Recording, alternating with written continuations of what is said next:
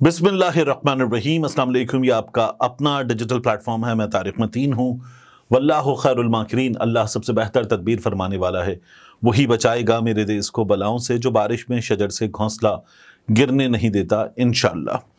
मार्च की 14 तारीख है। आपसे दरख्वास्त, असद अली तूर के लिए आवाज़ उठाइए, आवाज़ बनिए उनकी जो आपकी आवाज़ बनते हैं, क्योंकि ये आपका मेरा फ़र्ज़ है। और अब इस वीडियो के मौज़ूआत पर बात करने से पहले आपसे दरख्वास्त ये भी कि इस खाकसार को, नाचीज़ को सब्सक्राइब कीजिए, बेल आइकन प्रेस कीजिए, लाइक कीजिए, कमेंट कीजिए, घंटी का बटन दबा दीजिए। यही दरख्वास्त अलग न्यूज़ के लिए भी है। बेल आइकन प्रेस कीजिए, सब्सक्राइब कीजिए, लाइक कीजिए, कमेंट कीजिए। अब इस वीडियो के मौज़ूआत की बात, इस वीडियो में बात करेंगे कि chief election commissioner Sikandar Sultan Raja के साथ क्या होने जा रहा है। बड़ा दावा सामने आया है। एक बात याद रखिएगा कि मोहम्मद मालिक साहब ने ये टेलीविज़न पर कहा था और ये हमने होते हुए देखा है। उन्होंने ये कहा कि वो तमाम लोग जिन्होंने धांधली को सपोर्ट किया, वो तमाम लोग जिन्होंने गुज़श्ता कुछ अरसे में सिस्टम को सपोर्ट किया है, उन्हें हमने फल मिलते हुए देखा है, इनाम मिलते हुए देखा है। मोहसिन नकवी को हमने क्या देखा कि मोहसिन नकवी को पहले चेयरमैन पीसीबी का भी ओहदा मिला, फिर वज़ीर दाखिला भी बन गए। वजारत दाखिला संभाली हुई थी निगरां सेटअप में सरफराज बुगटी ने, फिर इस्तीफा दिया, जाके इलेक्शन लड़ा और फिर उसके बाद सरफराज बुगटी वजीर आला बलूचिस्तान बन गए। ये भी हमने देखा। इसी तरह से दीगर मिसालें हमारे सामने हैं और ये सिलसिला जो है वो जारी है। तो इसी तरह का एक दावा जो है वो उमर अयूब साहब ने किया है chief election commissioner Sikandar Sultan Raja साहब के हवाले से। वो ये कहते हैं कि सिकंदर सुल्तान राजा साहब को जो कुछ उन्होंने किया है उसके नतीजे में उमर अयूब के मुताबिक अब कनाडा में पाकिस्तान का सफ़ीर बनाकर भेजा जा रहा है। एक बड़ी पोस्ट, और वो बड़ी पोस्ट एक बड़ी ऐसी जगह पर है कि जहां लोग ख्वाहिश करते हैं कि उन्हें ये ओहदा मिले। एक तो मैं इसके बड़ा ख़िलाफ़ हूँ कि हमारे यहाँ ये जो रिटायर्ड लोग हैं, ब्यूरोक्रेसी के रिटायर्ड लोग, यानी एक बंदा फारिग हो गया, अब आप उसे कहिए कि घर जाए बैठे, उसको पेंशन मिल रही है, वो सरकारी खजाने पर मुराद भी हासिल कर रहा है, उसको जो पेंशन के अलावा दीगर पर्क्स एंड प्रिविलेजेस हैं वो भी मिलेंगे, तो बैठे इत्मीनान के साथ। उसने तमाम जिंदगी काम किया है बहुत बड़े ओहदे पर, और उस बहुत बड़े ओहदे पर ग्रेड 22 की अफसरी करते हुए वो अच्छे खासे पैसे कमा चुका है, तो अब वो बैठ जाए। लेकिन नहीं, एक ओहदा दीजिए, फिर उसके बाद काम लेने के एवज दूसरा ओहदा दीजिए, और ये सिलसिला जारी रहता है। तो आप सिकंदर सुल्तान राजा साहब के हवाले से उमर अयूब साहब ये दावा कर रहे हैं कि उन्हें सफ़ीर बनाकर भेजा जा रहा है कनाडा। यानी ये जो करियर डिप्लोमेट हैं, जो पढ़कर आए और जो ये समझते हैं कि फॉरेन ऑफिस में उनकी जॉब या किसी और जगह उनकी जॉब, उनको छोड़ छाड़ के हम लगा देंगे किसी को इस ओहदे पर, और फिर उसके बाद जो है वो फ़ायदा होगा उन लोगों का, उनको इनाम मिलेगा उनकी खिदमात का। तो ये हो रहा है। वो मजीद क्या बता रहे हैं कि पाकिस्तान तहरीक इंसाफ को एक झटका और लगने वाला है, जोर का झटका जोर से लगेगा। उनका ये कहना है कि 20 सीटें पाकिस्तान तहरीक इंसाफ से इलेक्शन कमीशन ऑफ पाकिस्तान छीनने जा रहा है। तरीका क्या होगा? बड़ा आसान, थैले खोलो, वोट निकालो, और वोट निकाल के जहां लगी हुई है पाकिस्तान तहरीक इंसाफ के बैंगन पर, घड़ियाल पर, मटके पर, किसी और चीज़ पर मोहर, उस मोहर पे डबल ट्रिपल मोहर लगा दो उस बैलेट पेपर पे। तो 3 जगह मोहरें लगी हुई हैं, वोटर कंफ्यूज्ड है, वोट मुस्तरद है, तो इस तरह से मुस्तरद वोट बढ़ाओ और बढ़ा के फारिग कर दो। ये 20 नशिस्तों के साथ पाकिस्तान तहरीक इंसाफ के साथ होने जा रहा है, ये उमर अयूब साहब ने बताया। साथ में उन्होंने नाम लिए राना फराजदून का, सादुल्ला बलोच का, एहसानुल्लाह विर्क का, बिलाल एजाज विर्क का। वो कहते हैं कि इनके हल्कों में रिकाउंटिंग का मामला, और इसके बाद हम देखेंगे कि इनकी सीट छीनी जाएगी। बिलाल एजाज विर्क, नाम याद रखिएगा, बिलाल एजाज विर्क के केस में हमें यह पता चल रहा है कि उनकी सीट छीनने की पूरी तैयारी है, और पाकिस्तान तहरीक इंसाफ इस वक्त इस मामले पर जिस तरह से ये बैटल लड़ती हुई नजर आ रही है, कोई खास एफर्ट उसमें नजर नहीं आ रही। यानी ये बैटल ना सिर्फ ये बैटल बहुत जबरदस्त अंदाज में लड़ दी है, बल्कि बहुत बड़ी तादाद में हल्के हैं। उन हल्कों को अगर आप देखें तो आपको साफ नजर आएगा कि उनमें फॉर्म 45 जो है वो दिखा रही पाकिस्तान तहरीक इंसाफ जीती हुई है, लेकिन इलेक्शन कमीशन ऑफ पाकिस्तान कहता है नहीं मानते। यानी नहीं मानते का तो फिर कोई इलाज ही नहीं है ना। इलाज है फिर जाकर ट्राइब्यूनल में, और वो कितना अरसा चलेगा, कैसे घिसटता रहेगा, یہ آپ کے سامنے سچویشن ہے، تو یہ کہہ دیا تھا کہ نہیں مانتے۔ اب اسی طرح سے پاکستان تحریک انصاف جو ہے وہ مزید سیٹیں لوز کرے گی۔ یہ پاکستان تحریک انصاف کے ساتھ کب کیا جا رہا ہے؟ جب ان سے کہا جا رہا ہے بات کر لیں۔ عمران خان صاحب کے حوالے سے خبر آتی ہے کہ انہیں بنی گالہ منتقل کیا جا سکتا ہے، ان سے کہا جائے گا بیٹھیں آرام سے۔ جب آپ بنی گالہ میں بیٹھے ہوں تو اپنے گھر میں بیٹھے ہوئے، یہاں بیٹھیں، جیل سے نکلیں، گھر کو انجوائے کریں، اس لائف کو انجوائے کریں، اور اس کو انجوائے کرتے ہوئے عمران خان صاحب کو یہ کہا جائے گا کہ اب آپ جو ہے وہ دھاندلی کے خلاف بات چھوڑ دیجئے، آپ کی یہ جو سماعتیں تمام مشکلیں ہیں یہ حل ہو جائیں گی۔ اور نجم سیٹھی صاحب نے یہ کہا کہ وہ جو خبر آئی تھی نا 3 دہشت گرد، تو وہ 3 دہشت گردوں والی خبر جو تھی وہ بھی درست نہیں تھی۔ وہ کہتے ہیں کہ میں نے انٹیلیجنس میں، اس کے علاوہ میں نے پولیس میں، کاؤنٹر ٹیررزم میں مختلف جگہوں پر اپنی چڑیا کو اڑایا، چڑیا پھر سے اڑ کے گئی، اس سے پوچھا کہ کیا ہوا ہے، لیکن یہ خبر جو تھی وہ درست نہیں تھی۔ تو عمران خان صاحب جو ہے وہ انکار کر چکے ہیں۔ عمران خان صاحب انکار کر کے جب تک بیٹھے ہیں، عمران خان صاحب کی گڈی اوپر ہے ہواؤں میں، اور عمران خان صاحب کی وہ گڈی لوگوں کو نظر آ رہی ہے، لوگ پسند کریں گے۔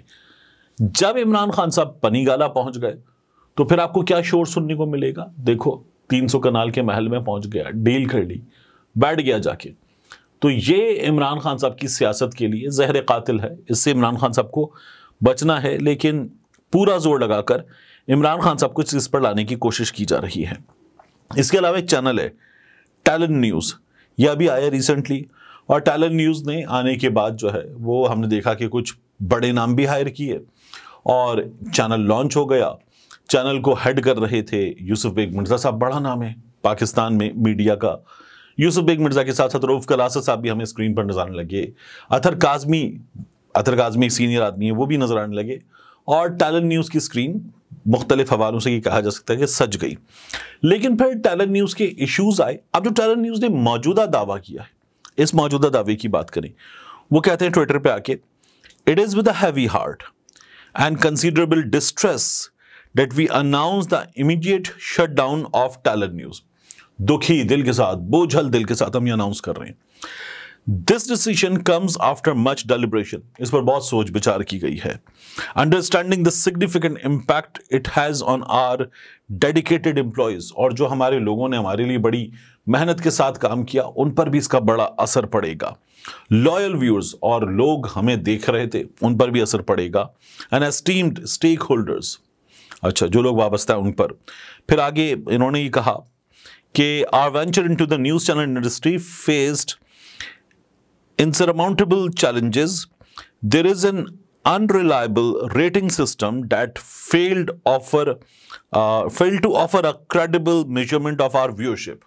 یعنی جس طرح کا ریٹنگ کا سسٹم ہے، ہماری تو بڑی ٹھیک ٹھاک ویورشپ تھی، وہ بھی نہیں چل پایا۔ اب ہم مجبور ہو گئے، ہم بند کر رہے ہیں۔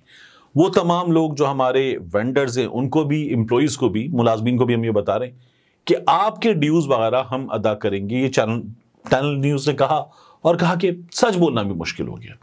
بہت سے لوگوں نے کہا جی کیا طاقتور آواز تھی، ٹیلنٹ نیوز بند ہو گیا، اور بڑے افسوس کی بات ہے۔ اب میرے ہی چینل پر آپ جائیے اور آپ کو نظر آئے گا کہ ٹیلنٹ نیوز کے حوالے سے میں نے آپ کو تمام اہم ترین اپڈیٹس دیے تھے۔ رؤف کلاسر صاحب کے ساتھ کیا ہوا؟ کلاسر صاحب کا ایک معاملہ تھا، کلاسر صاحب کو چینل نے پہلے نکالنے کی کوشش کی، کلاسر صاحب جو ہے وہ سیدھے ہو گئے، اور پھر اس کے بعد انہوں نے بتایا کہ مجھ سے معاہدہ ہے آپ کا، آپ مجھے پیسے دیں گے، 2 سال کے پیسے دیں گے، اور 2 سال کے بڑے ٹھیک ٹھاک پیسے ہوتے ہیں۔ چینل چپ کر کے بیٹھ گیا۔ اطہر کاظمی صاحب کو چینل نے اچانک آف ایئر کیا، روکا، اور پھر اس کے بعد اطہر کاظمی صاحب کو اللہ حافظ کر دیا۔ یہ ان کے ساتھ ہوا۔ ابھی اسد اللہ خان جوائن کیا تھا، جوائن کرتے ہی چھوڑ کے واپس 92 نیوز چلے گئے، اور دیگر لوگ۔ تو ٹیلنٹ نیوز کے ایشوز کافی تھے۔ سیالکوٹ کی بڑی پارٹی، سپورٹس گڈز بنانے والے، بڑا نام، لیکن چینل چلاتے ہوئے، بڑے بڑے نام اٹھانے کے بعد بھی چینل چلاتے ہوئے جو چینل چلانے کے مینرز ہیں وہ ان کو نہیں آئے تھے، اور یہ چینل چلا نہیں پا رہے تھے ڈھنگ سے۔ کیا کرٹیسزم والی بات درست ہے؟ ہو سکتی ہے، اس لیے کہ پاکستان میں اس وقت نیوز چینل کتنا سچ بتا رہے ہیں وہ میرے آپ کے سامنے ہی ہے۔ تو نیوز چینلز اسی لیے کوئی دیکھتا بھی نہیں ہے، لوگ یوٹیوب سے اپنی خبر لے لیتے ہیں، لوگ چینلز کی طرف جاتے بھی نہیں ہیں۔ اور ایسی کی تیسی ہوئی ہے چینلز کی، ہم نے دیکھا ہے کیا ہو رہا ہے چینلز کے ساتھ، تو وہ تو چھوڑ دیجئے۔ لیکن ٹیلنٹ نیوز اگر یہ دعویٰ کر رہا ہے کہ ہم سچ کی، ہم حق کی آواز، ہمارے ساتھ دیکھو لوگوں کیا ہو گیا، تو غلط کہہ رہے ہیں آپ۔ آپ کا یہ دعویٰ درست نہیں ہے، آپ یہ دعویٰ کرتے وہ مناسب لگتے نہیں ہیں۔ تو ٹیلنٹ نیوز جو ہے وہ اپنے ملازمین کا پہلے بھی استحصال بری طرح سے کر چکا۔ کراچی میں فہیم صدیقی جیسا بڑا رپورٹر بیورو چیف کے طور پر ہائر کیا تھا، کیا کیا؟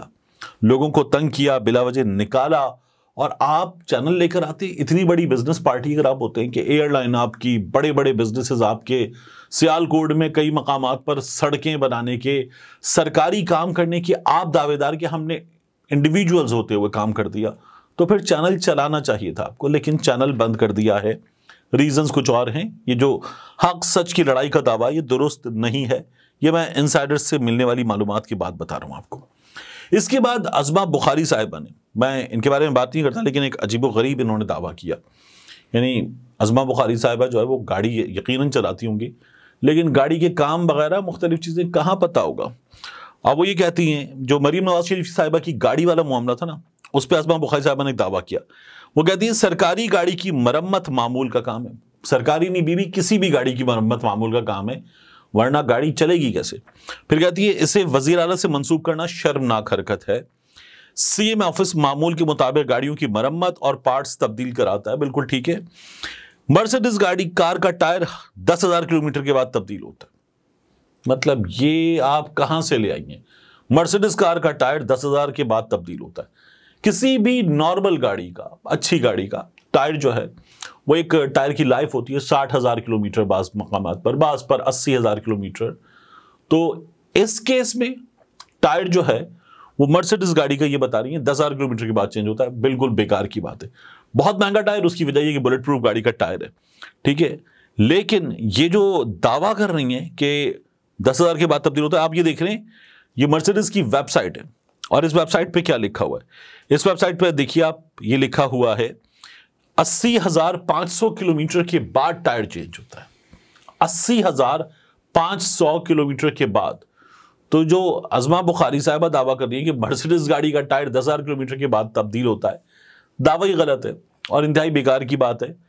کیا یہ ٹائر اتنے مہنگے ہیں؟ ظاہر ہے کہ 2022 میں جب یہ ٹائر تبدیل کروائے گئے تھے، غالباً اس وقت چودھری پرویز الہی کی حکومت تھی، تو اس موقع پر یہ ہوا تھا کہ یہ جو ٹائر ہے یہ 2,33,00,000 کے 5 ٹائروں کا سیٹ آیا تھا۔ تو اب بھی قیمت بہت زیادہ ہوگی، بالکل ہوگی، لیکن عظمہ بخاری صاحبہ یہ دعویٰ کریں کہ جی یہ ٹائر جو ہے یہ آتا ہے 5 کا سیٹ 2,70,00,000 کا، اور اسے ہر 10,000 کلومیٹر کے بعد چینج کرنا ہوتا ہے۔ انتہائی بونگی سی بات ہے، جس پر نہ تو توجہ دینے کی ضرورت ہے، نہ ہی اس بات کو جو درست مانا جا سکتا ہے۔ لیکن ظاہر ہے کہ آپ کی حکومت ہے، پھر آپ جو چاہیں کریں۔ آپ 10,000 کلومیٹر کیا، آپ 100 کلومیٹر کے بعد ٹائر چینج کروائیں، میں یا کوئی اور آپ کا کیا بگاڑ لے گا؟ ملتے ہیں انشاءاللہ آپ سے اگلی ویڈیو میں۔